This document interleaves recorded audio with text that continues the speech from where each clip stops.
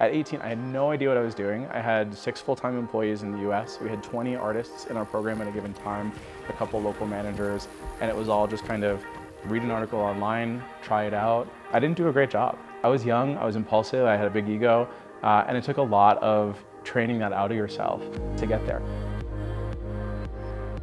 I'm Matt Brightman. I've founded 2 companies of my own. I've been an early employee at a company that got acquired. I worked in product at a later stage, Series B, Series C company, and now I'm a senior product manager at Google, where I work on Google Maps. First startup was hard. I was 18, I dropped out of college, took some time off to build a company. We called it Moral Fibers. And so what we did is we work with artists in places like Haiti and Nepal to bring their art online to a much larger audience via e-commerce. And some percentage of every sale went directly back to the artist who created it. 2 years in, we broke even. We got to the point where we could pay back our investors. And we actually decided to go back to school. So he went on to get his PhD in machine learning. I went on to be a product manager at Google, and it worked out really nicely for both of us.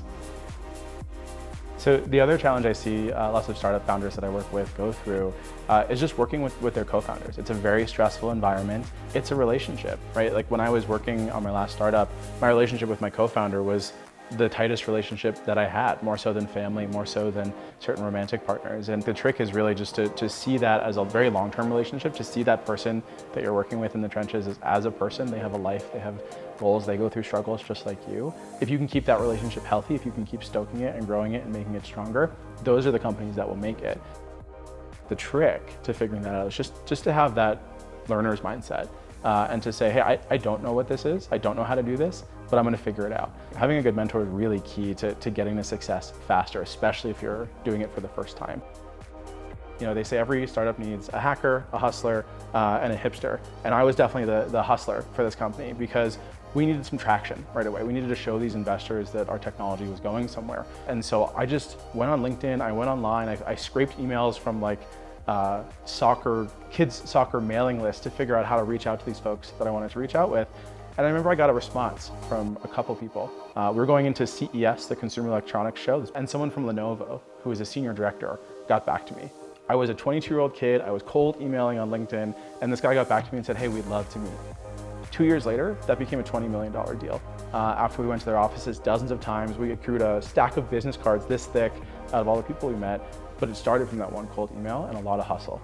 We had a bottle that one of our investors gave us after we raised our seed round. And my CEO said, hey, we're gonna drink this when we sign our first deal.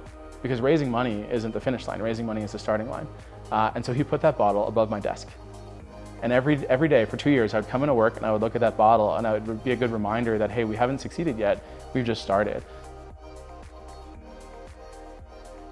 There's a lot of entrepreneurs out there where their badge of honor that they talk about is how much money they've raised. I had a mentor once whose personal metric was the number of millionaires that he had minted. He didn't care about how much money he raised. He also didn't just care about how much money he returned to his investors, but he cared about how much wealth he created through his companies. And I always thought that was something that I wanted to aspire to as well. Building a company, it's an exercise in perseverance. You're going to get rejected dozens or hundreds of times before you get there, and that's just part of the game. The nice thing about startups is it's a game you only have to win once. You can have 10 failed startups and 1 big success, and you can still be considered a very successful entrepreneur, and that's just the name of the game. This entrepreneurial journey, it's a lifelong journey. You learn with every experience you have, you get better, and that's what it's all about. It's not about tying yourself to one specific project. There's always this feeling too of, oh, I haven't done it yet, therefore I never will. And the trick, I think, is to harness that and not be sad that you haven't done it yet, but be happy that you still have the hunger to do it.